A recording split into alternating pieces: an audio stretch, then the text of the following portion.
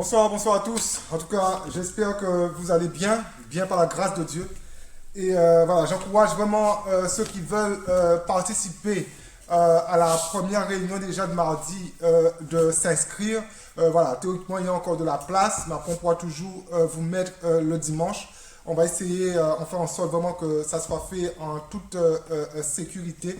Vous allez recevoir un certain nombre de choses, mais je peux déjà vous dire qu'il faudra que vous arriviez avec votre masque. Le masque sera obligatoire. Il y aura du gel hydroalcoolique à l'entrée. Donc il faudra impérativement se désinfecter les mains avant d'entrer. Il faudra respecter les distances de sécurité. Les toilettes, voilà, elles ne seront pas fermées, mais si on peut éviter de les utiliser, il faudra éviter de les utiliser, mais elles ne seront pas fermées, elles seront accessibles. Je remercie Dieu aussi. Il y a quelqu'un qui vient nous rejoindre pour tout ce qui est désinfection. Et on en a encore besoin. Pendant quelques mois, pendant quelques semaines, on ne sait pas pendant encore quelques temps. En tout cas, nous aurons besoin d'aide au niveau de la désinfection de la salle après les réunions, de manière à être prêt pour les prochaines réunions. Mais voilà, en tout cas, si vous voulez des informations complémentaires, si vous n'êtes pas rassuré, téléphonez-moi, posez-moi des questions. Je ne peux pas non plus tout aborder comme ça, même par écrit. Mais voilà, téléphonez-moi si vous avez besoin de questions, de certaines choses qui pourraient vous rassurer. Je comprends voilà, qu'il y a quelque part une peur de revenir à l'église, une peur de revenir dans un lieu fermé ensemble. Mais voilà, si vous avez des questions, n'hésitez pas à m'appeler et je vais vous répondre avec beaucoup d'empressement et beaucoup de plaisir.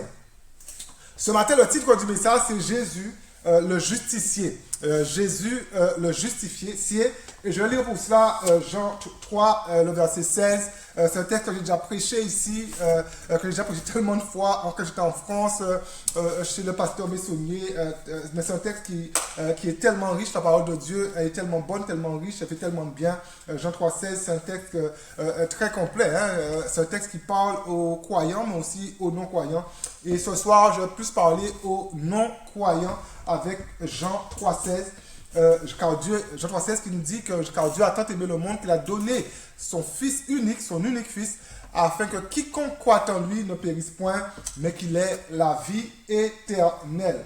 En tout cas, vraiment que ce soit que vraiment Dieu puisse bénir sa parole et que vraiment Dieu puisse fortifier, Dieu puisse nous faire du bien encore ensemble. Et ce soir, au travers de ce texte, nous allons voir ensemble que Jésus, il est un justicier. Jésus, c'est quelqu'un qui rend justice, qui donne justice. C'est quelqu'un qui justifie ceux qui viennent vers lui. Et j'encourage à chacun à publier ce message à ceux de leur entourage qui ont besoin de faire un pas vers Dieu. Et je ne l'ai pas fait pour tous les messages, mais ce message-là, je vais le relayer sur la page Facebook de l'Église. Et n'hésitez pas à relayer vraiment ce message afin que vraiment un grand nombre puisse l'entendre.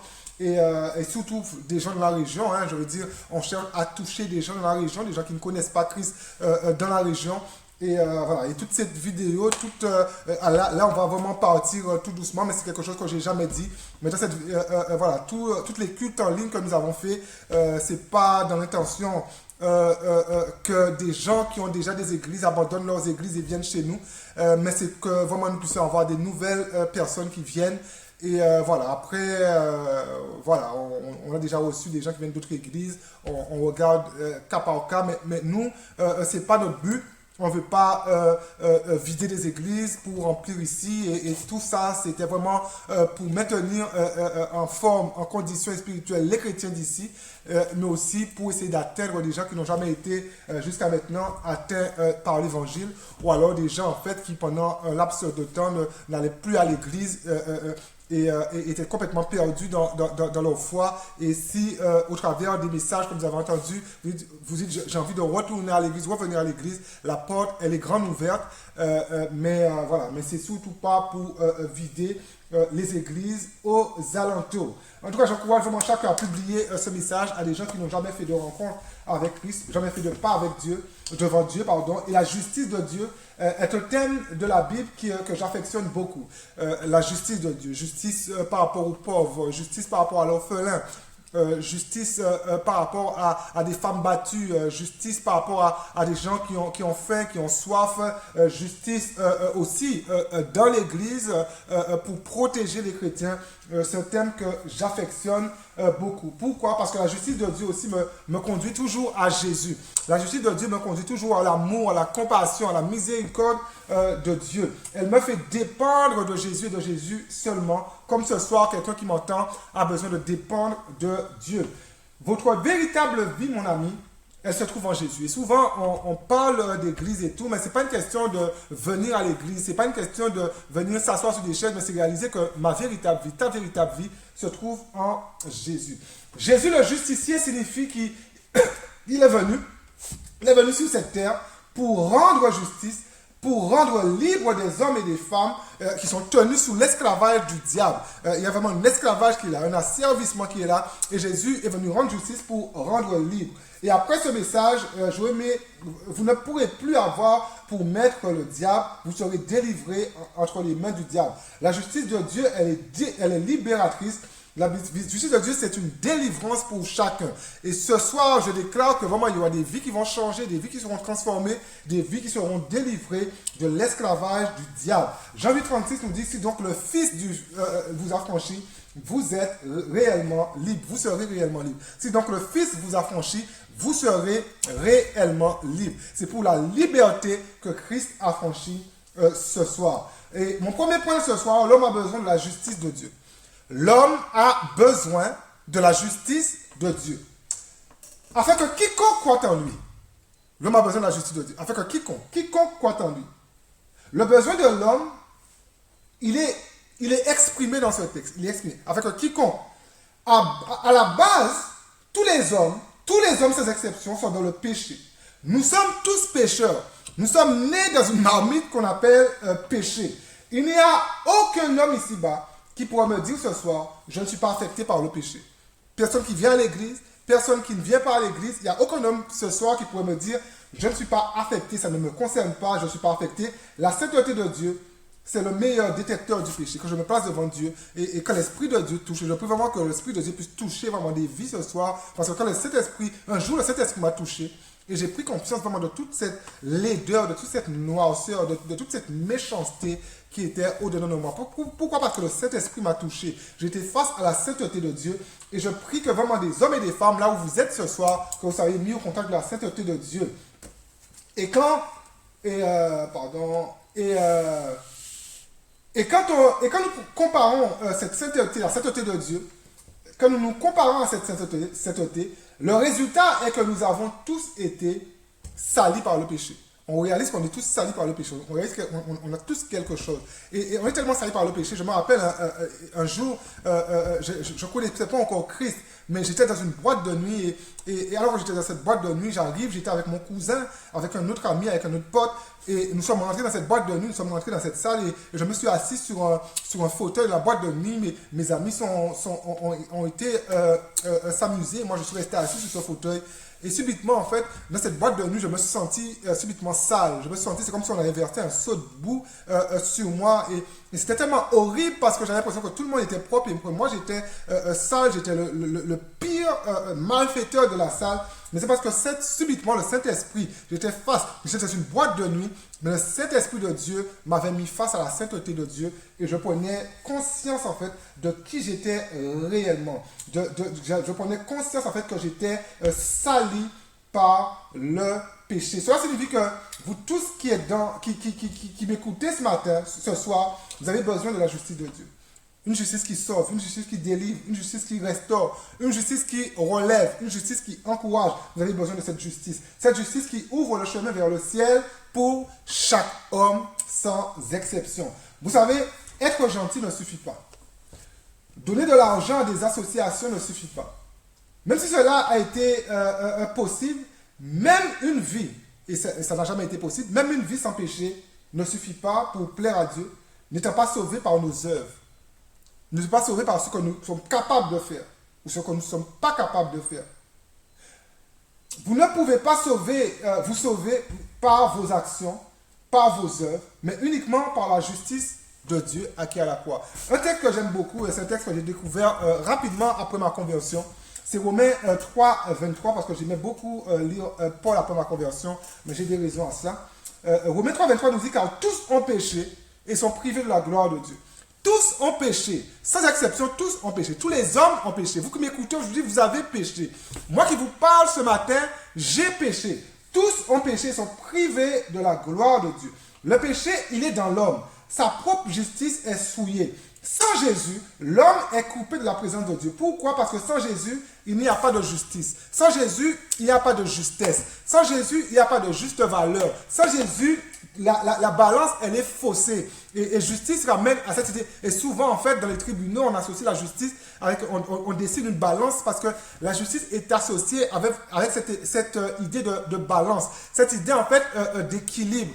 Il faut un équilibre.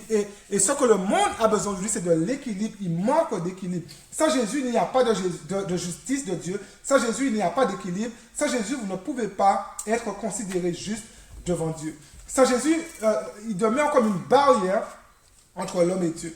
Nous allons avancer dans les prochains points, mais ce soir, ne sortez pas d'ici sans avoir reçu la justice de Dieu.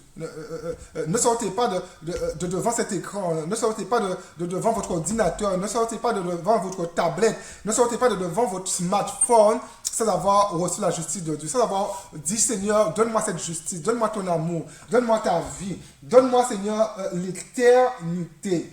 Vous qui m'écoutez ce soir, peut-être que pour la première fois que vous écoutez un tel message, vous devez savoir que vous êtes incapable de plaire à Dieu par vous-même.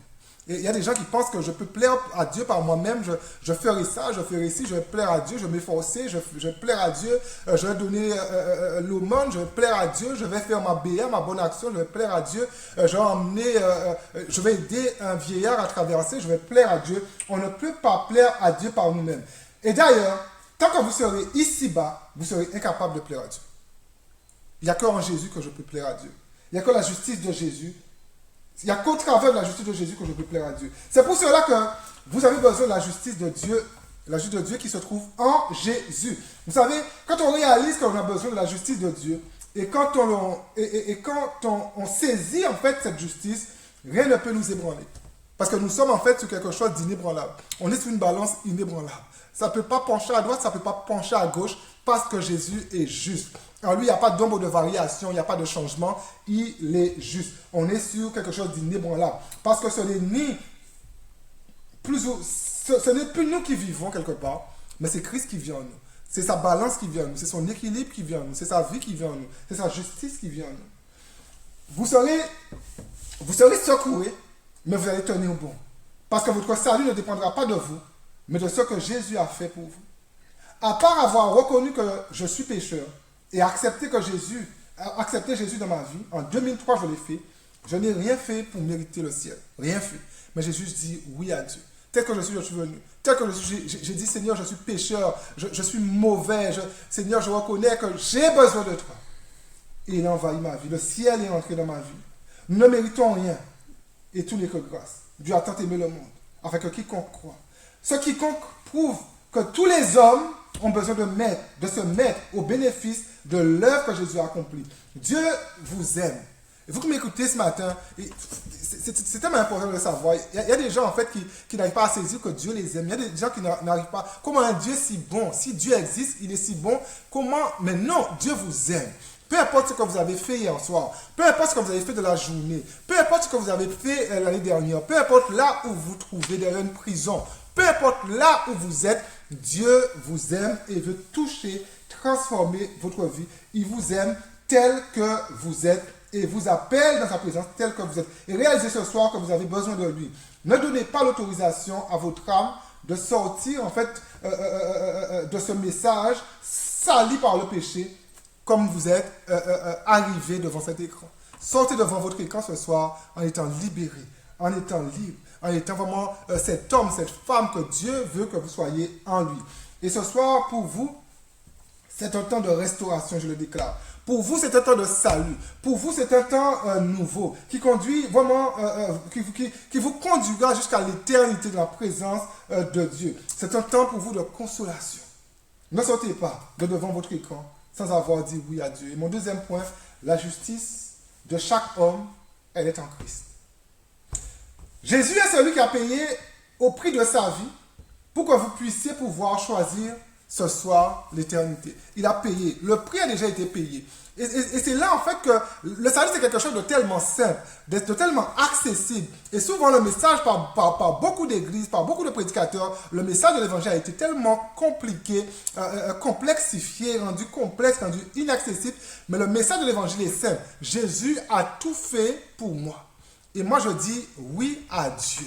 Le seul prix que ça me coûte de dire oui à Dieu. Ensuite, Dieu me fortifie. Dieu m'aide à aller de l'avant. Dieu m'aide à m'éloigner de mon ancienne vie. Dieu m'aide.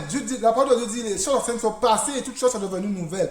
Et ça est rendu possible que si je viens vers celui qui est capable de me fortifier pour que toutes choses deviennent nouvelles dans ma vie. Sans le péché, l'homme aurait eu une communication parfaite avec Dieu.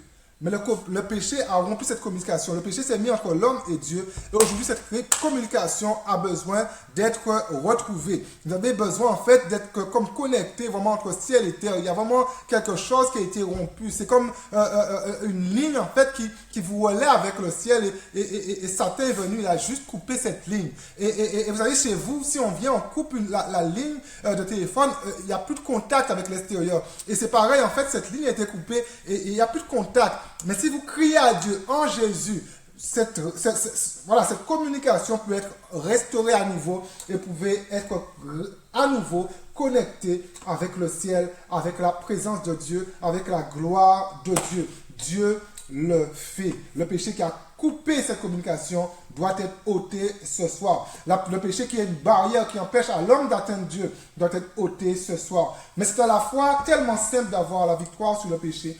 C'est tellement simple de détruire cette barrière. Ce soir, prenez la décision de briser cette barrière qui vous sépare de Dieu, qui empêche à cette communication d'être faite, qui empêche à Dieu de toucher votre vie, qui empêche à Dieu de vous donner vraiment pleinement son amour, qui empêche à la gloire de Dieu de descendre sur vous pleinement. Brisez en fait cette barrière en venant à Jésus. Il suffit simplement de réaliser que vous êtes incapable de plaire à Dieu par vos propres efforts. Il suffit simplement de réaliser que vous êtes un pécheur. De la journée, nous qui sommes ici, avons peut-être été au top sur certaines choses, mais sur d'autres choses, pas tout à fait au top. De la journée, je ne parle pas de hier, de la semaine, mais de la journée, on a été au top sur un certain nombre de choses, au top. Mais sur un certain nombre de choses, on n'a pas été au top. Parce qu'en fait, nous sommes tous pécheurs, nous sommes tous privés de la gloire de Dieu. Nous sommes tous privés en fait de la présence de Dieu. Mais nous sommes justifiés par le moyen de la rédemption qui est en Jésus-Christ. Le péché nous coupe de Dieu. Péché, c'est ça, péché, c'est manquer la cible. Et à un moment donné, je passe à côté. À un moment donné, je passe outre. À un moment donné, je ne vois pas les choses et je pêche. C'est pour cela que je crois que le plus gros péché, c'est de refuser Jésus. Le plus gros péché, c'est de passer à côté de Jésus. Parce que là, en fait, il n'y a plus... Dieu ne peut plus nous restaurer, Dieu ne peut plus faire son œuvre en nous, parce que celui qui permet à Dieu de faire son œuvre en nous, c'est Jésus-Christ. Celui qui refuse Jésus rate la cible de l'éternité, passe à côté de l'éternité. Le seul homme à avoir marché sur cette terre sans commettre de péché, c'est Jésus. Jean-Baptiste pouvait dire en le voyant, et c'est tellement fort quand Jean-Baptiste voit Jésus arriver et dit, oh, voici l'agneau de Dieu qui ôte le péché du monde. Voici l'agneau de Dieu qui ôte le péché du monde. Et c'est tellement important en fait de préciser, en fait, souvent on lit les textes tellement vite, mais Jean-Baptiste n'a pas dit voici l'agneau de Dieu, et c'est là qu'en fait qu'on doit saisir quelque chose. Jean-Baptiste n'a pas dit voici l'agneau de Dieu qui ôte les péchés du monde. Jean-Baptiste a dit en fait que voici l'agneau de Dieu qui ôte le péché du monde. Et quand Jean-Baptiste dit ça, en fait, le péché du monde au singulier, il n'y a pas de S, c'est littéralement, en fait, il est en train de dire que voici l'agneau de Dieu qui enlève le péché originel d'Adam du monde, en fait. Et c'est en Adam, nous sommes pécheurs. Et ça qu'il faut réaliser, c'est que dans le jardin d'Éden, Adam a échoué. Il a péché devant Dieu. Et c'est le péché d'Adam qui nous condamne. Et quand le péché d'Adam, et ça, il faut le réaliser, et même pour des chrétiens, ça peut les rendre libres. Quand le péché d'Adam, le péché originel, le péché que Jean-Baptiste parle, voici l'agneau de Dieu qui ôte le péché du monde. Quand ce péché a été vaincu dans nos vies, en même temps, nos péchés passés, présents et futurs sont brisés. Aujourd'hui, Satan ne peut plus accuser celui qui est en Christ de choses passées. Satan ne peut plus accuser celui qui est en Christ de choses qui s'est passées maintenant. Il ne peut plus accuser celui qui est en Christ de choses qui va se passer demain. Intéressant de réaliser ça. Parce que, vous savez, des fois, on parle avec des chrétiens, on a l'impression, en fait, que si ils font une connerie et ils meurent à l'instant même, qu'ils ne sont pas sauvés. Ça, c'est pas l'évangile. C'est tout sauf l'évangile. C'est un message légaliste, c'est un message truqué, c'est un message transformé, c'est un message dilué, c'est tout sauf l'évangile. Voici l'agneau de Dieu qui ôte le péché du monde. Qui ôte en fait le péché en fait qui a emmené l'homme à sa déchéance. Le péché d'Adam. Et aujourd'hui, je vous dis là où vous êtes, Jésus est l'agneau de Dieu qui ôte le péché de votre vie. Et ce soir, il va vous restaurer. Ce soir, il va vous redynamiser. Ce soir, il va vous relever. Et Satan ne pourra plus vous accuser de votre péché, de vos péchés d'hier, de vos péchés d'aujourd'hui, de vos péchés de demain, parce que le péché sera sorti de votre vie. Et peut-être un jour, on aura l'occasion, on va parler de cette dynamique de péché au singulier, parce que souvent, je crois vraiment qu'il faut qu'on comprenne ça, parce que je réalise qu'il y a tellement de personnes, en fait, qui n'arrivent pas à entrer dans la grâce de Dieu, parce qu'il y a des choses, voilà, qui n'ont pas été comprises ou mal comprises, mais moi, je dis souvent que je suis tellement cool dans ma foi chrétienne, parce que, quelque part, c'est, voilà, voici la théorie qui enlève le péché du monde. Mais on reviendra sur ça quand nous pourrons. Et mon dernier point de ce soir, Dieu désire déclarer chaque homme juste. Jean 3,16, Dieu a tant aimé le monde, nous montre le désir de Dieu à déclarer chaque homme individuellement juste. Le sacrifice de Jésus, il est illimité. Dans tous les sens du terme, il est limité. Il est illimité dans l'espace, il est illimité dans le temps, il est illimité, il n'y a pas de mesure. Et c'est pour ça que je dis que Dieu a tant aimé le monde qu'il a donné, il est venu nos péchés passés, présents, parce que c'est illimité. C'est illimité. Le sang de Jésus, il est illimité. C'est une bonne nouvelle pour plusieurs ce soir de savoir que le sacrifice de Jésus est pour eux. Christ est mort pour vous, mes amis. Et s'il a été jusqu'au bout, c'est parce qu'il vous aime. Dieu a tant aimé. Dieu vous aime. Vous qui m'écoutez ce soir, Dieu vous aime personnellement. Et non seulement il est mort pour vous, si vous acceptez ce soir l'œuvre qu'il a accomplie pour vous à la croix, le chemin de l'éternité sera ouvert pour vous. Vous savez, plus je lis la Bible, plus je suis heureux d'avoir emprunté ce chemin de l'éternité un jour. Plus je lis la Bible, plus je me dis, moi, je suis heureux. Je réalise, en fait, j'ai échappé, en fait, à la mort éternelle, à l'éternité avec le diable, à l'éternité avec Satan. Je réalise que j'ai l'éternité avec Dieu. Où mes souffrances, en fait, vont s'arrêter un jour. Vous savez, il m'arrive de pleurer maintenant, mais un jour, je vais arrêter de pleurer. Il n'y aura plus de pleurs. Il m'arrive d'échouer maintenant, et j'assume mes échecs. Mais un jour, il n'y aura plus d'échecs. Je serai dans le succès. Il m'arrive de manquer de paix maintenant. Mais un jour, je serai pleinement dans la paix de Dieu, dans ce shalom qui sera le plus complet que possible. Je refuse de souffrir pour l'éternité. Je refuse de manquer de paix pour l'éternité. Je refuse de pleurer pour l'éternité. Jésus est celui qui m'a délivré. Il y a quelque chose qui doit résonner dans votre cœur ce soir. Et je le redis encore, je l'ai dit tellement de fois, Dieu vous aime. Vous qui êtes là, Dieu vous aime. Dans son amour, Dieu veut vous sauver. Et vous savez quoi? Il ne vous demande pas de l'argent. Et souvent, on va voir les marabouts, là, tous ces de marabouts, voyantes, diseuses de bonne aventure, on peut les appeler tellement. Et ça demande de l'argent. Mais Jésus ne demande pas de l'argent. Gratuitement, il veut transformer vos vies. Gratuitement, il veut vous donner du bonheur, de la paix, de la consolation. Il ne vous demande pas d'être parfait, mais il vous demande de devenir tel que vous êtes. Il vous demande simplement votre cœur. Et ça, c'est toute la simplicité de l'évangile. J'aime l'évangile parce que c'est simple. J'aime prêcher l'évangile parce que c'est simple. Juste, je reçois. Dieu veut simplement le cœur de l'homme. Un cœur qui va arriver vers lui meurtrier. Un cœur qui va arriver vers lui adultère. Un cœur qui va arriver vers lui drogué. Un cœur qui va arriver vers lui dans la délinquance. Mais que lui va transformer. Les bras de Dieu sont tendus vers plusieurs ce soir. Et sa bouche vous dit, venez à moi. Sa bouche dit, viens à moi tel que tu es. Et alors que tu vas te rapprocher de Dieu tel que tu es, tu verras des changements futurs qui vont accompagner ta vie. En Timothée 2,4, Paul pouvait dire, la volonté de Dieu est que tous les hommes soient sauvés et parviennent à la connaissance de la vérité. Ce soir, si tu viens à Jésus, de tout ton cœur, de toute ton âme, Dieu va te déclarer juste la connaissance de la vérité. Ta vie passée sera derrière toi. Et Satan ne pourra plus te tourmenter avec ce qui est derrière toi. Mais tu auras un futur glorieux. Tu seras à nouveau dans la gloire de Dieu. Alors, comme Romains 3 disait que tous les hommes sont péchés, sont privés de la gloire de Dieu, sont privés dans cette présence de Dieu. Vous pouvez revenir dans cette présence de Dieu.